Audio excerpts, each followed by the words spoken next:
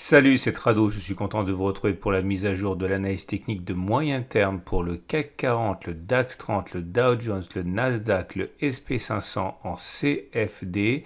On commence tout de suite par l'US 500 équivalent CFD du SP500 et effectivement le fait que l'on ait réussi à passer la zone des 39,40, 39,70, c'était la semaine dernière, a bien libéré un potentiel suite à la cassure de cet obstacle et a priori, c'est-à-dire dans plus de chances que l'inverse.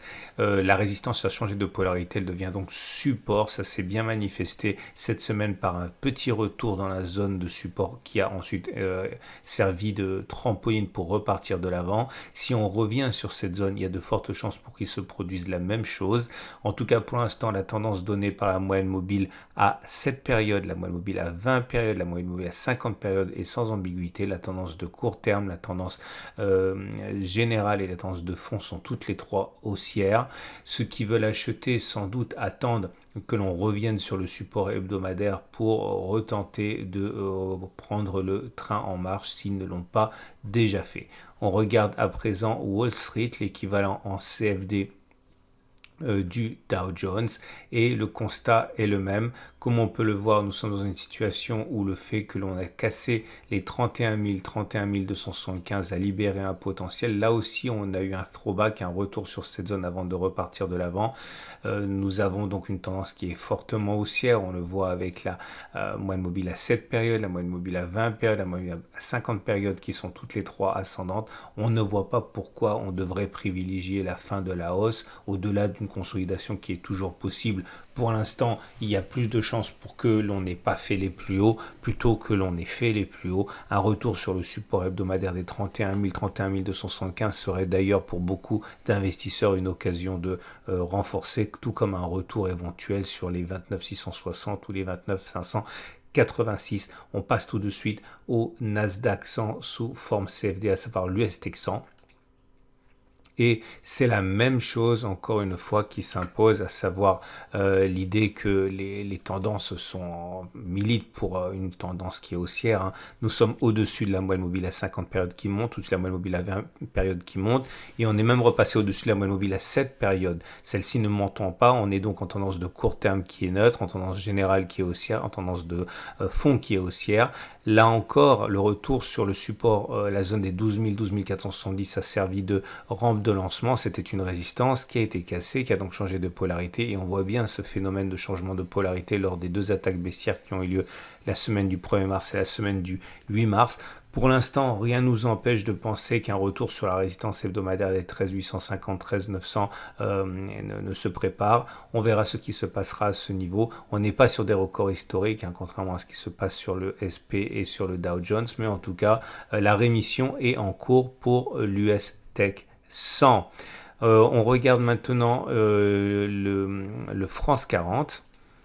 Et ce même France 40 est en train de battre en brèche la résistance hebdomadaire des 6120, 6100.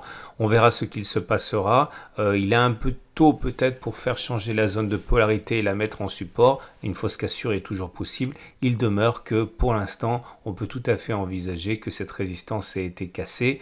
Il faudrait peut-être une bougie de confirmation, on l'a dit.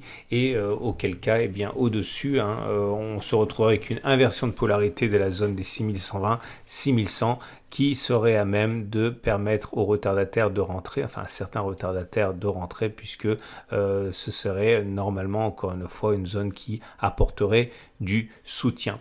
On termine donc avec l'Allemagne 30, dans une situation également totalement confortable, hein, puisque là aussi la zone de support des 14 000, 14 140 offre une base de repli et éventuellement offre la possibilité de rentrer pour les retardataires. Les moyennes mobiles sont ascendantes, donc la tendance elle est clairement haussière, aucune raison a priori de penser que la hausse soit terminée. On refait un tour pour regarder les bougies Aiki Nashi en commençant par l'US 500. Vous allez pouvoir le constater, on a des bougies Aiki Nashi qui sont haussières. Hein. On voit au fait que c'est une grande bougie, sans mèche basse, une petite mèche haute. C'est une bougie de pression haussière. Quand on regarde le Wall Street avec les bougies Aiki Nashi, on constate que là aussi, on a des bougies qui sont positives. Grand corps, pas de mèche basse, petite mèche haute, c'est positif. Le STX100, par contre, est dans une situation qui est plus ambiguë puisque, comme vous pouvez le voir, il y a une mèche basse. Et donc à partir de là, c'est une bougie qui est moins favorable, mais elle est verte, donc ça reste globalement une bougie positive. Le France 40 offre une bougie Aiki Nashi qui est positive également, pas de mèche basse, petite mèche haute, c'est donc une bougie de pression haussière, il n'y a pas de raison de penser qu'en effet les plus hauts. Et pour terminer, l'Allemagne 30, pareillement, vous voyez que la bougie Aiki Nashi n'a pas de, ne vous faites pas avoir par ce petit bâton rouge, hein, c'est pas une mèche, hein, c'est dû au fait que nous sommes dans un week-end particulier avec les jours fériés, il n'y a pas de mèche basse, il n'y a quasiment pas de mèche haute, c'est une bougie qui est également très positive. Voilà ce qu'on pouvait dire, c'est une grande victoire pour les indices qui effacent les uns après les autres des résistances importantes en faisant changer ces zones de polarité, c'est-à-dire que ces zones deviennent support. Donc non seulement on passe des résistances, mais on crée des paliers qui sont susceptibles par la suite de ralentir la baisse lorsqu'elle interviendra. Je vous souhaite une excellente journée, je vous invite à regarder à la fin de cette vidéo, ça sera lundi, la préparation de la semaine de trading sur les indices, également sur les cryptos et sur l'euro-dollar. Je vous souhaite un excellent week-end pascal et à lundi en tout début de journée.